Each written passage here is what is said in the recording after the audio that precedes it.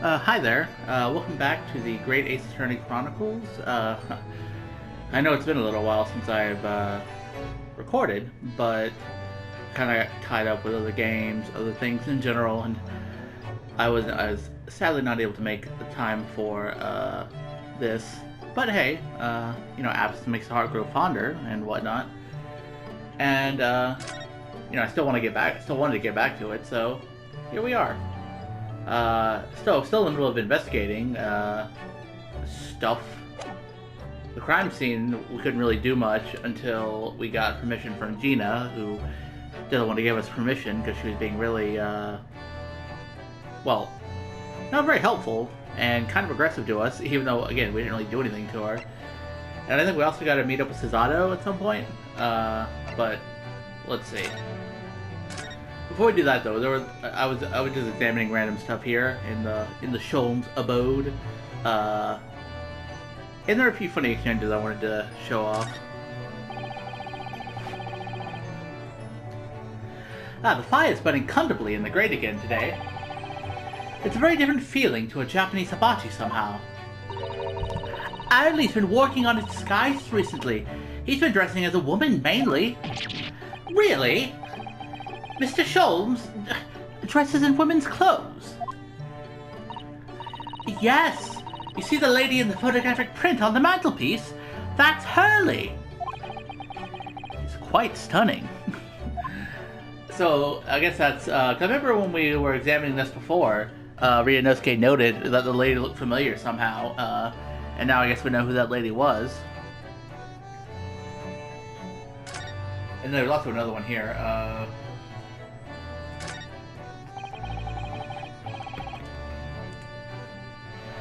This is where you note down ideas, isn't it, Iris? Let's see. What does it say today? Ah, the Boscombe Valley mystery. Ah, we visited Boscombe Valley recently for a picnic, you see, but I forgot to bring the tea. So when Hurley became thirsty, he decided to drink from Boscombe Pool. He gave himself an awful tummy ache. Oh dear. Hurley sat there miserable as can be in that field of flowers after that, just like when you saw him yesterday. That really is an unsavory tale. Yeah, I imagine that being the short story. Herlock drinks from a pool, gets cholera, and dies. Then again, I probably wouldn't cholera, just the fact that you're not supposed to drink pool water, because of the chlorine and whatnot, but still. Okay, there was another thing. At Windy Banks Pawnbrokery. Before, I couldn't actually do any serious investigating because, I didn't have permission. But there is one thing here that stands out that I think we can... Wait, can we? I thought I... Huh. Okay, I guess I can't investigate it right now because... As you can see, there's a blood stain on the calendar, and this dude's staring intently at it. I don't know, I thought I'd seen it light up, so I thought, but, okay, again, I guess I still need the permission, but either way, the bloodstain, that's very suspicious. I'll have to, well, take a look at that at some point. Let's see. Let's see if I just want to make sure I've located all my, or at least I've been everywhere at least once. Yeah, okay, this is the office, yada yada. Prison, the suite, the hospital. Okay, I think we actually have been everywhere we need to be, so we can go see what Cesado's been up to at Lord Chief Justice's Strongheart's gigantic clock tower office thing. Man, I know being Lord Chief Justice probably gets you privileges, but getting to build your fucking office inside of a clock tower or whatever, and having a fucking throne basically that leads up to your desk. Yes, no matter how many times I come here, I always get the same sense of oppressiveness somehow. I mean, it is kind of foreboding.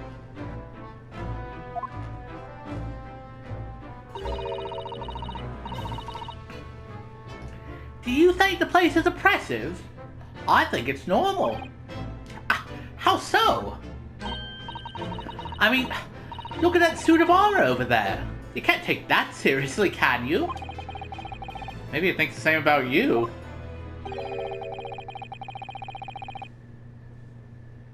I think I know who this is.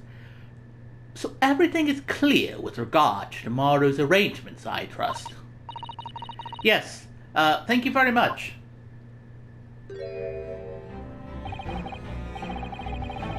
There they are, Susato-san and Lord Strongheart.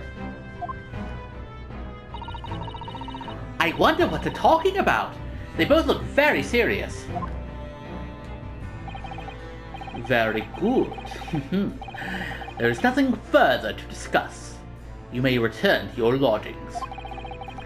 No doubt you have much to do in preparation for your return to your homeland. Bro, what do you mean return to homeland? Wait, what did he just say? Your return to your homeland? Why would she be returning to her homeland? Susato-san! Gah!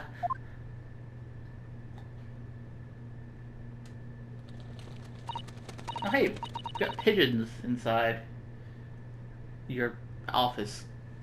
Oh, Mr. Naruhodo.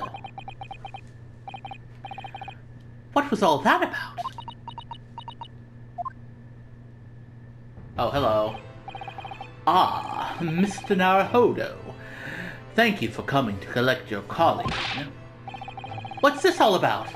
Why were you talking about Mrs. Sato's return to her homeland? And tomorrow?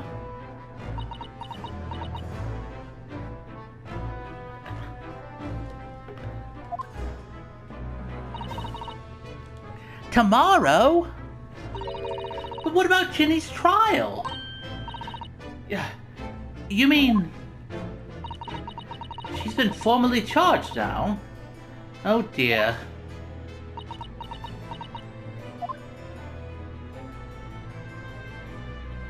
Oof.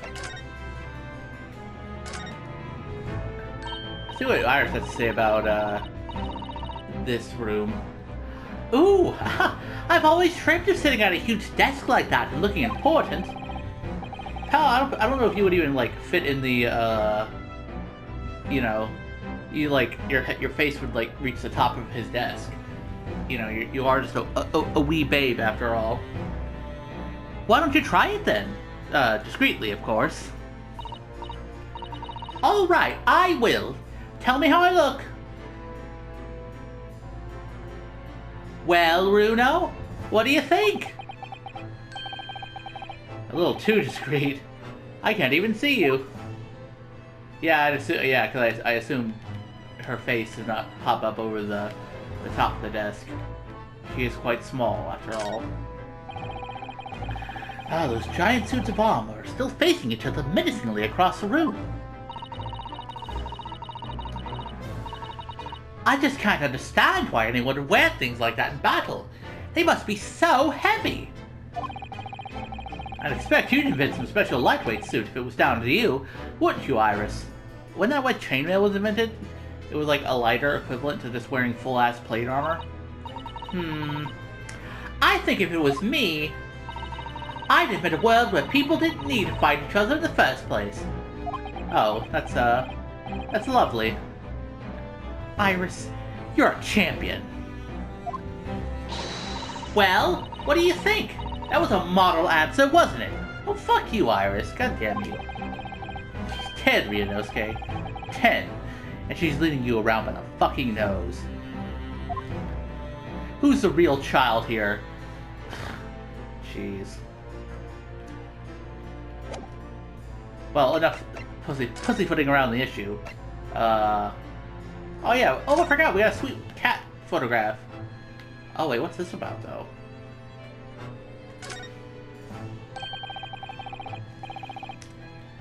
Look at the back of this print here. There's something written on it. 13th of February, 9 p.m. Article deposited, 1 small box. Loan amount paid, 10 shillings. Redemption deadline, 13th of April, 9 p.m. So this photographic print is a redemption ticket. 13th of February? That could be significant. It was just 2 days before the murder on the omnibus, wasn't it? The small box. That doesn't tell us much about it now, does it? Bruno, if Mr. McGilden still had the ticket, then presumably he never redeemed the article. So do you think the box might still be present somewhere in the shop? Ah, yes!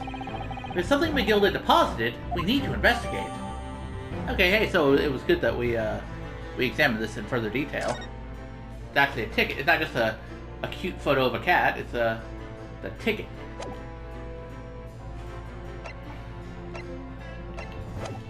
Anyway, and now enough pussyfooting around the issue. What's up, Cesato? Miss Cesato, what's this all about? Oh, please don't concern yourself, Mr. Naruhodo. It's kind of my business. It's only me going back to Japan. Your life here can well, that's not what I asked. What happened? Why are you leaving? Yeah, how am I going to be a good lawyer boy if I don't have my judicial assistant by my side? I mean, have you seen me, Cesato? I'm kind of fucking hapless. It's my father. He's fallen ill. Oh shit, it's like Mulan.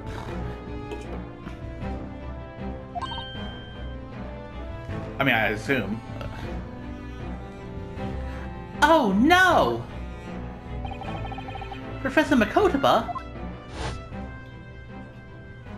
Oh yeah, that guy. I don't know, I have no clue what voice I gave him now. If I may... yes, sorry. You must be the defendant, Ryunosuke Naruhodo, I believe. Yes, yes, that's right. That am he. My name is Kyushin Makotaba. I'm a professor of forensic medicine at Humai University. Yeah, that guy. Again, I don't know what voice I gave him. It's been like a while. Yeah. We received an international telegram from the Empire of Japan informing us of the news. 10 days ago, Father collapsed with a fever. The cause is apparently unknown, and it seems he grows weaker day by day. Oh man, that's not good. I don't believe it.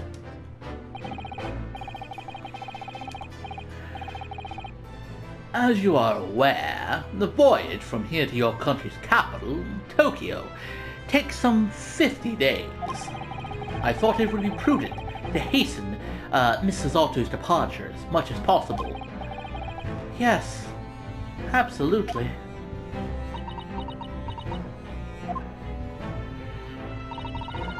I will leave London first thing tomorrow morning. I can't believe this is happening.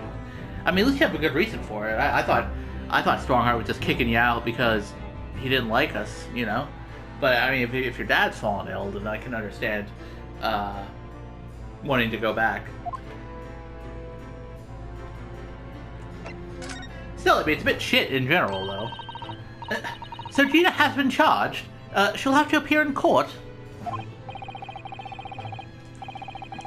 Yes, she was formally charged a few hours ago, and the date of the trial's already been set for tomorrow.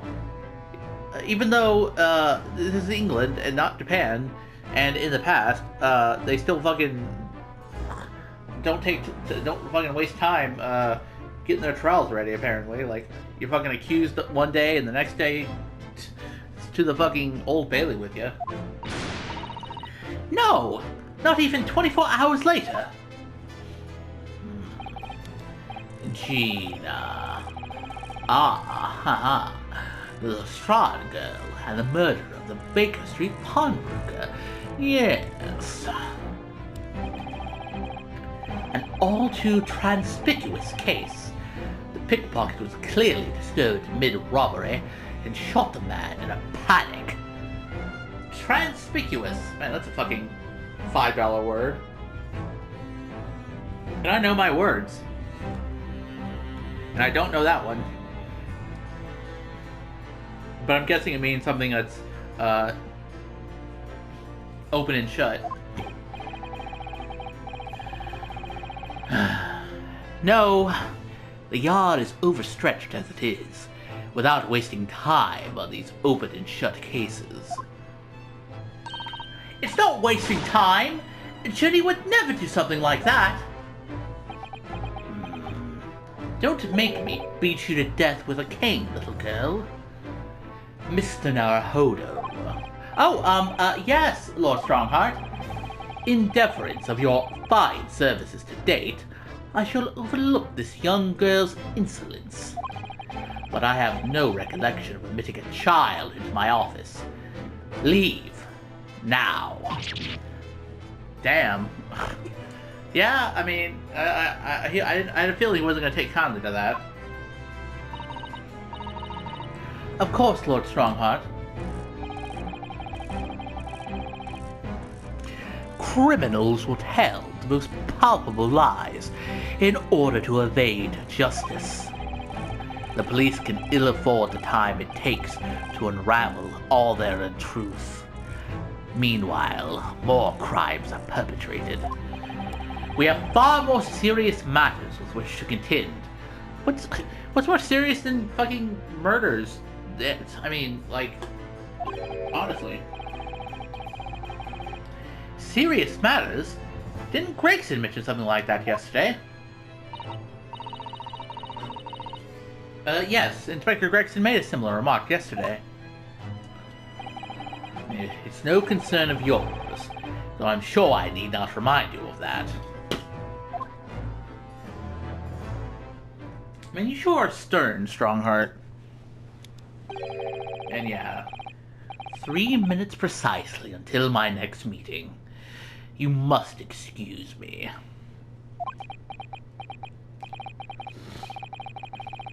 There's just, one more thing, Lord Strongheart. Which is... It's Miss Lestrade's trial. I wonder if you might permit me to defend her. A timely suggestion. Sorry. The girl currently has no representation. But that's not fair! Yes, she may be a pickpocket, but she still deserves a fair trial. Well, to be fair, she did refuse the public defenders, apparently, that were assigned to her, so, you know. Do not misunderstand me, young lady. The government provides for those too poor to afford representation with a public defender. Yeah, see? The accused need only sign the relevant paperwork, and a defense barrister will be assigned to the case. Wait, geez, why did fucking Natsume not have access to a public defender? Apparently, I mean, he didn't have one, or he didn't mention anyone coming by to take his case. However, the young girl in question has refused that right. Why would she do that? A question you would do well to direct at Miss Lestrade. You'll find her at the local prison. I mean, I know that. I fucking talked to her already. Yes, thank you. Now then, it's time I was leaving. Good day to you. Man, you're a busy fella. What a day. Gina charged with murder. Suzato-san about to leave. Curly got shot. Iris is, you know, dealing with that.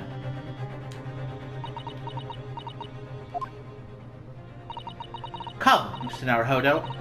Iris, we must make haste. What? Susie?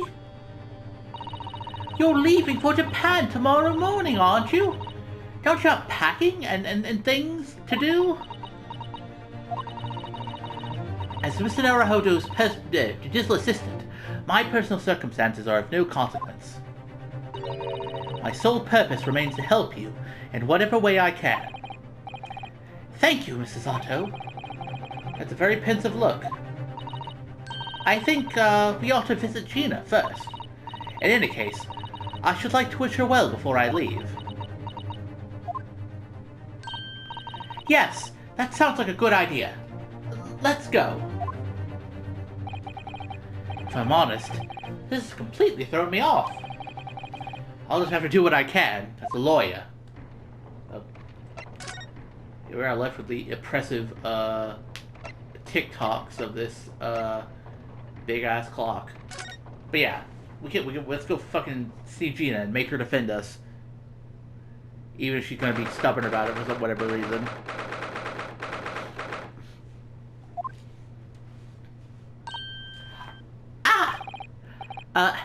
Hello again, Gina. Hi, how's it going? How'd they let you still keep that fucking grenade launcher in prison, my girl?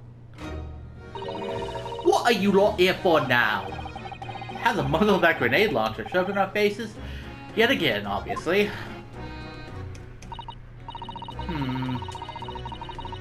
I think I need to improve the way you load ammunition into that thing, don't I?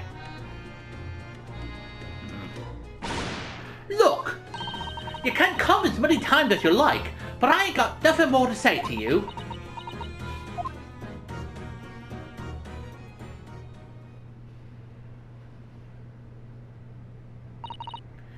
Gina? I wonder if you might hear me out. There's something I'd like to say. What? I'm sorry to say that I must reluctantly bid you farewell. Eh? Farewell? Tomorrow, I must begin my journey back home, to Japan. I fear we may never meet again. Oh, right. I've had the pleasure of meeting so many lovely people here in London. I have so many wonderful memories. And yet, as things stand now, it will be a glum parting indeed. Poor Iris is so miserable. So, see? Well, that ain't my business. Both Iris and Mr. Naruhodo believe you to be innocent, Gina. They put their faith in you. But somehow, you can't find it in your heart to put your faith in them. Yeah, that's right. I can't. What of it? It grieves me greatly to have to say goodbye to my friends when they are so clearly unhappy. Because of you. Gah. What? It's my fault? Yes. So, I have one final request before I pass and never cross again, Gina. Right here and now. I want you to show both of them that you don't deserve the faith they've invested in you. Eh? Only by doing that will you truly be as alone as you claim to be. Gah. What are you talking about? What do you expect me to do, eh? You've told us that everyone lies. So prove it, by admitting one of your own untruths. What about what you said before, Ginny? You said something about unforgivable... Wait, sorry, I'm fucking mixing my voices. You said something about unforgivable lies. You must tell Mr. Naruhodo and Iris the truth now. That is my last request before I leave. My last request as a judicial assistant. No, I can't! Whatever these lies are, they're obviously weighing very heavily on Gina's mind. Gina, I could be wrong, but is it something to do with what happened 2 months ago? Something about, that trial? Oh yeah, that one. The one at which Mr. Magnus McGilded was acquitted. Ah! The case of that mysterious murder that took place inside the omnibus. You were called as a witness by the prosecution. Is that what this is about? Yeah, you're right. Because in that trial, I lied. I lied like you wouldn't believe. Will you tell us about it now?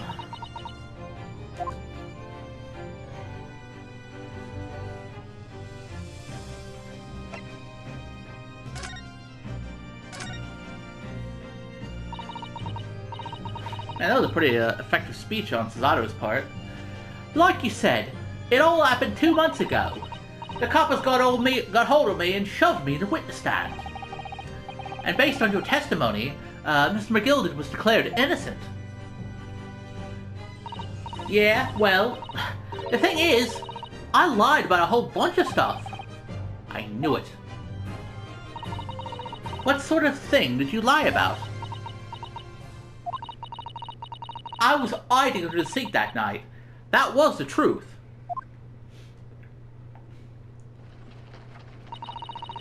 It was pitch black in that little cubbyhole. I couldn't see a thing. And then... oh, thud.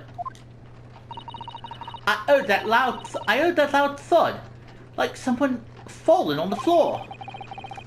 And that's when Mr. McGilded discovered you. Yeah.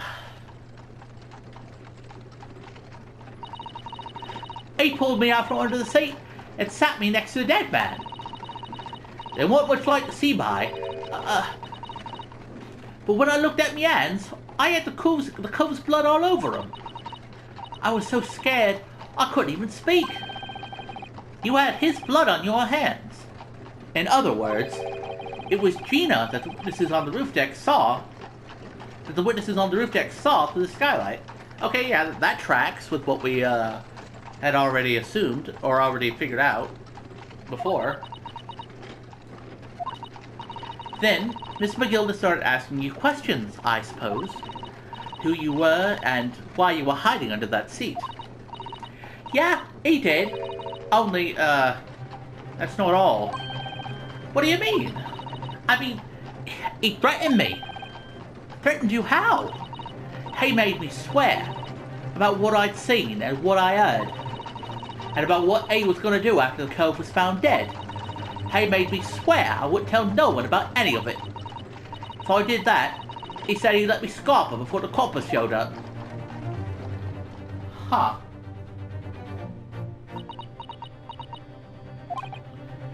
Gina, you must tell me what he swore you to secrecy about. What you saw, what you heard, everything.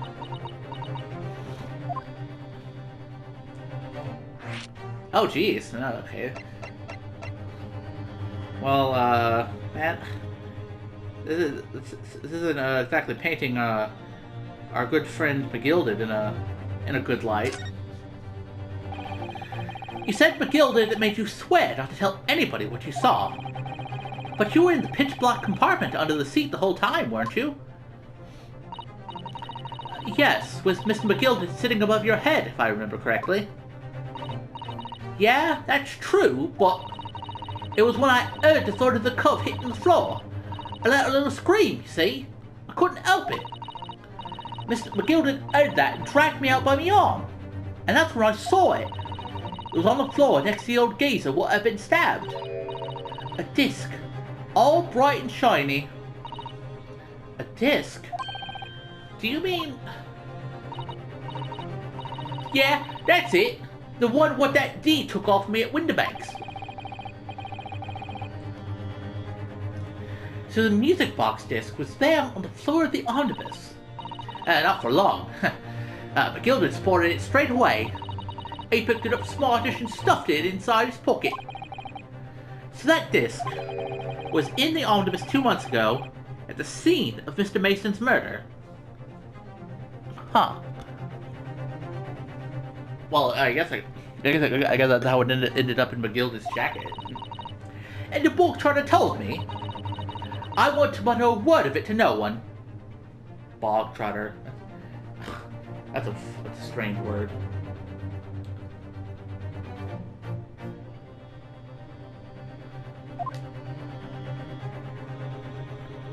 Huh, apparently it's an offensive term to refer to an Irish person.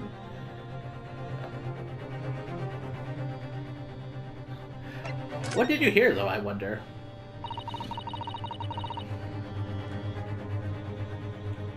Irish derived from the widespread occurrence of peat bogs in Central Ireland and the attendant Irish practice of peat cutting for fuel. Cause it was so dark under that seat in the cab, I was straining my ears the whole time. After a while, I heard the door and footsteps inside the cabin. Presumably that was McGilded getting on board. Nah, not only him. Oh, because I could definitely make out the footsteps of 2 people. In that case, it would seem likely that it was Mr. McGilded and the victim. Mr. Thrice-Fired Mason. In his testimony during the trial, Mr. McGilded claimed he slept during the carriage ride. But whenever I'm in a carriage, I take it with a fierce tiredness, and I always succumb to it. Yeah, he did say that. And your own testimony, Gina, supported his. I should say. All I could hear was the Irishman snoring.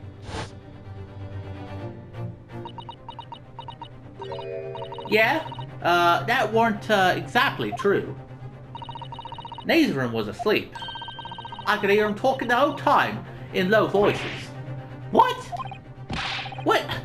What were they talking about? Sorry, I don't know. The sound of the horses and the wheels was too loud. But that still tells us something. Mr. McGilded and the victim knew each other. So McGilded was lying, as I suspected. Huh.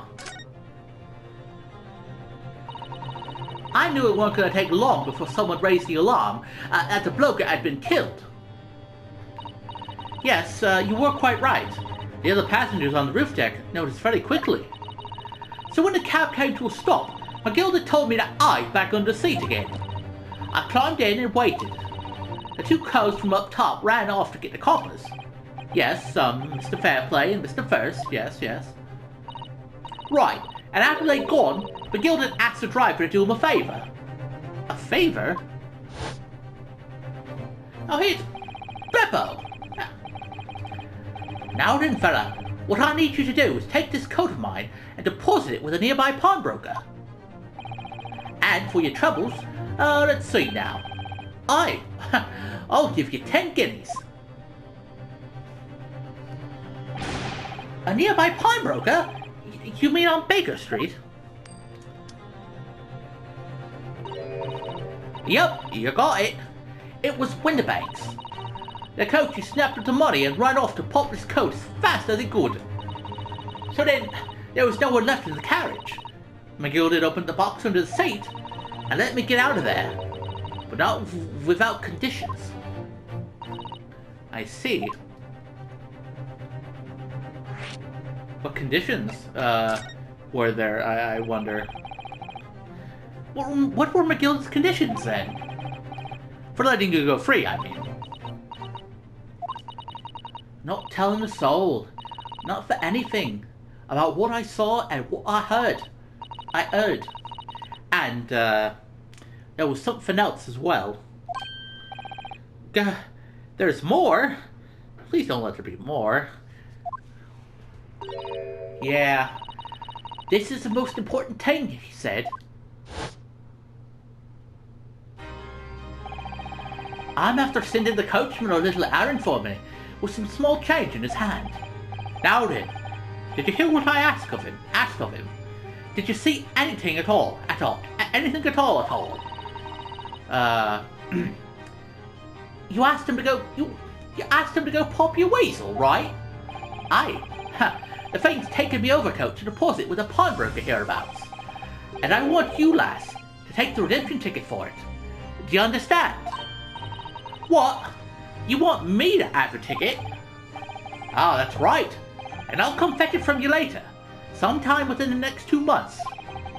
You're to hang on it until then. Is that clear? And whatever you do, don't lose it. All right then. And in case I might happen to be delayed at all, you're to go to the pawn shop, Winterbank's, so it is, and you're to extend the loan afore the 2 months is up. If you forget, the article will be forfeited, and any old thing could come along and buy it. But I ain't got that kind of brass. Here's £5. That should be enough. Do we understand each other, lass? Don't throw anything funny now. If you go against me, yeah, I get it. Good! Haha! And one more thing. In a few days from now, you'll be visited by the police, I've no doubt. The coppers? Aye. They'll come asking you to take the stand in court, to testify as a witness. So let's just have a wee chat about that, shall we? What is it that you might say, and what it is that you won't?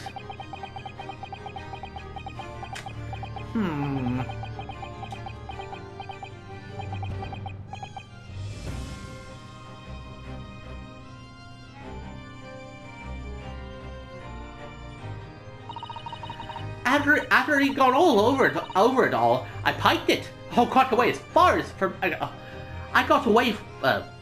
Sorry. Got as far away as from there as I could. He had the pawnbroker's ticket. God, his fucking dialect. I had the pawnbroker's ticket in some bushes near the Seine. I went to fetch it the next day once it got dark. So McGill had planned it and coerced Gina into giving false testimony. That's not very good.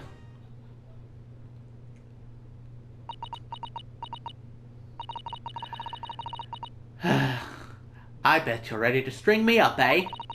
I lied. In that big old courtroom, I told some corkers. The thing is, he said he'd make it so we couldn't live in the East End no more. That's what he threatened me with.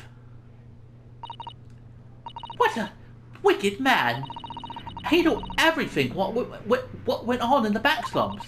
He knew we had no one to look after us, and we was all just looking out for each other, getting by together. So you mean Mr. McGilden would have... In an heartbeat, he could have had the lot of us chased out of there if he wanted. And then where could we have gone, eh? Nowhere. That's where. So... I didn't have no choice. Wait, how are they gonna... I mean... How are they gonna get the homeless... Like, how are they gonna chase you guys off, exactly? Like, I know he's rich, but he's not, like, a policeman or a chief. Like, I don't think he just, like... get the police to kick out a bunch of orphans or whatever. And could he really target everyone living in that area? I don't know. Thank you, Gina, for telling us everything. But I'm for it now, eh? Go on, admit it. You must be livid. Well, you can make amends by doing me a simple favor. A favor? What? Sign the representation papers for tomorrow's trial. Eh? If you don't actually want me to represent you in court, you can rip it up later. But we need that paperwork, or we can't investigate. The police won't let us. Investigate what? The scene of the incident last night. What do you think? Mr. Sholmes was shot, you see. You what? Early's having a big operation right now, Jenny. Is it bad? Is it gonna be alright? The Sholmes gonna be alright? Right? That's why I want to investigate. For Mr. Sholmes' sake as much as anything. Right. So what you're saying is, if I sign that bit of paper, everyone's happy, is that it? Something like that. Mrs. Otto? Yes, of course. I have the representation papers here.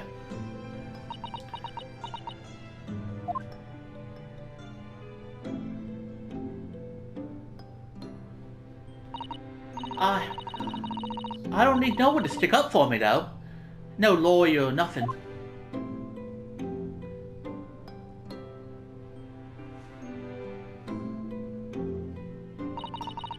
Poor Jenny. She seems so lonely.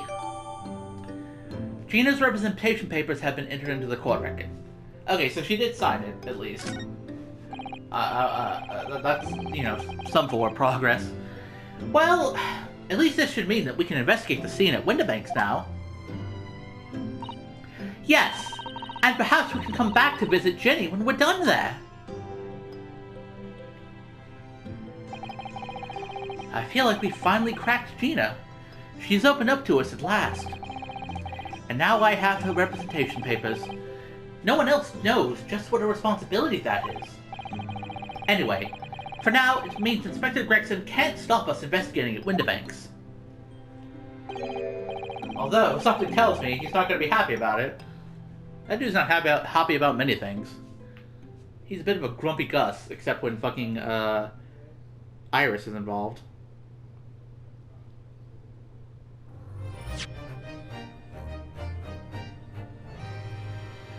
And hey, look at that, a to be continued. And, I think as good a place as any to wrap things up for today. Let's see. Oh, look at that, a 4-part investigation? Yeah. Man, now I'm starting to wonder, see where the unspeakable story comes from. Because Gina literally wasn't allowed to speak about the story that she, you know, was involved in and stuff. You know, I did have a bit of a less than pleasant feeling about our pal McGill did. You know, I really wanted to be on his side, you know. I wanted to stick up for him. He seemed like a nice guy, if nothing else, but it seems like he had something of a dark side behind his friendly facade.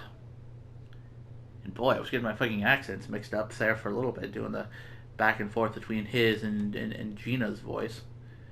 But hey, it's still fun. I like doing those accents, so I count that as an absolute win, basically. But yeah, for now though, that is it. Next time we will properly investigate Windibanks and see if we can actually figure out more about what actually happened that night. This night, not the 2 months ago night. But until then,